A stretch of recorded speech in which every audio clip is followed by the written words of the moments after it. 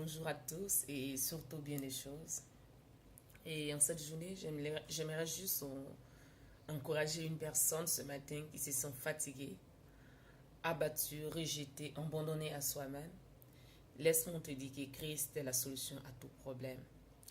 Il y a des moments où nous jetons l'éponge parce que nous avons marre de nos problèmes, parce que nous ne savons plus où trouver la solution. Il y a même parfois nos entourages nous abandonnent. Il y a parfois, c'est-à-dire, nous nous sentons, c'est comme si nous étions dans un trou où personne ne pouvait nous faire sortir de ce trou. Mais laisse-moi te dire que Jésus-Christ est capable de te faire sortir de ce trou qui t'étouffe à chaque instant, cette maladie qui n'a pas de solution, il n'y a pas de guérison. Mais laisse-moi te dire que Christ est la guérison. Et à travers cette vidéo, j'aimerais encore m'adresser à tant de chrétiens que nous sommes. Il y a des moments où je me dis, étant chrétien, qu'est-ce que nous sommes pour le Seigneur? Quel instrument nous sommes pour Dieu? Aujourd'hui, nous voyons nos églises qui sont en train de perdre la valeur, qui ont perdu leur valeur. Aujourd'hui, beaucoup que nous sommes et chrétiens, nous ne savons réellement pas le nom de Jésus-Christ, qu'est-ce qu'elle apporte dans notre vie. Nous restons pareils, nous sommes toujours les mêmes. Il y a même parfois, nous restons toujours les mêmes nombres de personnes dans l'église. Parfois, tout un chacun de nous, nous fixons le regard vers le pasteur, en attendant que ce soit le pasteur qui aille vers des personnes qui ont les âmes perdues et les ramener à Dieu. Mais toi étant chrétien, si tu as réellement le souci de l'œuvre, si réellement tu te soucies du Seigneur, je peux dire, parce que le Seigneur se soucie de nous.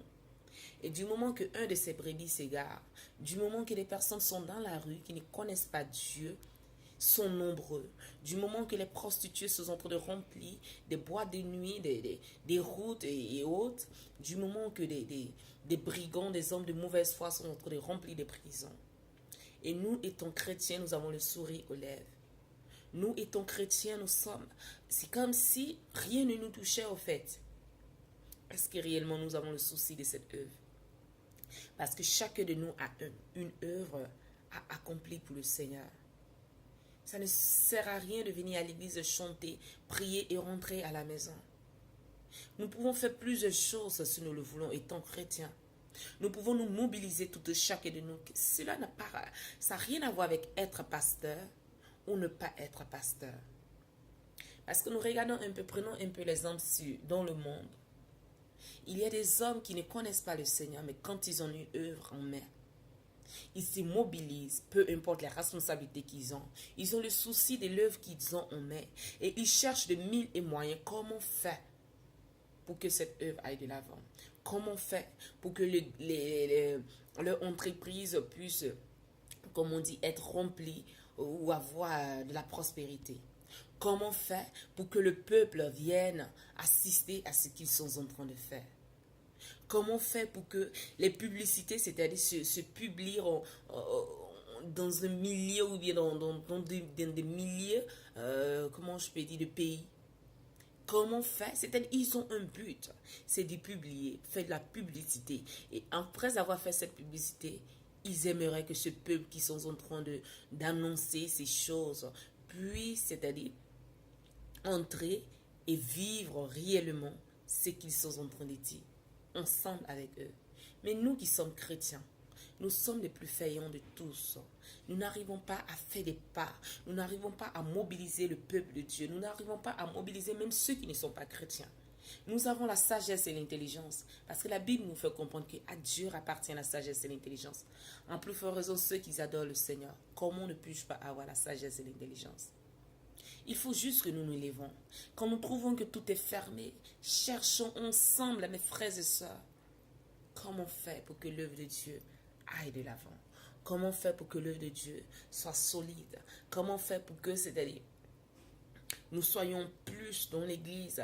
Comment faire pour que la parole, l'évangile, le témoignage de Jésus-Christ soit prêché dans toute la nation?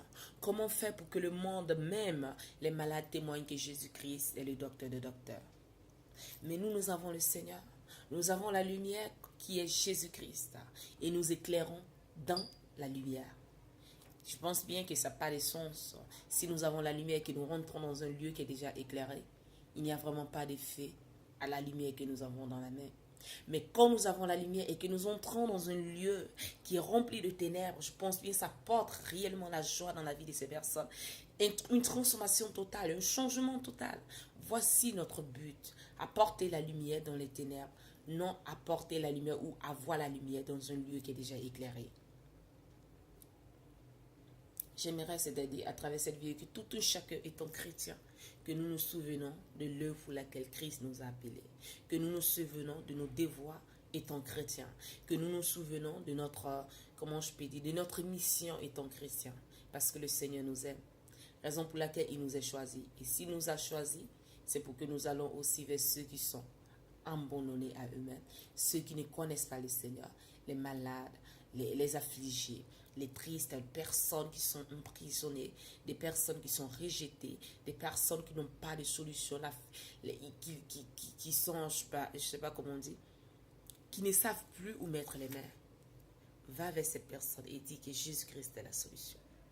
Nos églises peuvent changer. Les chrétiens aujourd'hui, nous sommes plus coutumiers, je peux dire. Nous avons de ces cultures que nous restons assis sans rien faire. Et nous pointons nos regards vers les pasteurs. Nous pointons nos regards vers les responsables de l'Église. Il n'y a pas que eux qui peuvent témoigner le nom de Jésus-Christ. Du moment où nous avons accepté le Seigneur Sauveur comme personne, comme Sauveur dans notre vie, comme Sauveur personnel, je pense que du moment que nous avons accepté Jésus-Christ, c'est un pacte que nous avons fait de témoigner à toute la nation que Jésus-Christ nous a aimés. À moins que nous n'avons réellement pas raconté ce Dieu en réalité. À moins que ce Dieu n'a pas changé notre vie en réalité. Mais s'il l'a fait dans ta vie, je pense que tu seras la première à le témoigner à toute la nation. Aujourd'hui, des miracles s'enfuient dans nos églises. Aujourd'hui, des prodiges sont loin de nos églises. Mais comment on fait pour apporter ces prodiges? Comment on fait pour que ces miracles se multiplient encore dans nos églises? Comment on fait afin que les témoignages soient faits dans nos églises? Tu as la question. Cherche la réponse et tu en trouveras au nom de Jésus-Christ. Merci, c'était juste ce que j'avais vraiment envie de dire. Et bonne journée, que le Seigneur vous bénisse, qui tient tout un chacun entre ses saintes mains. Au revoir.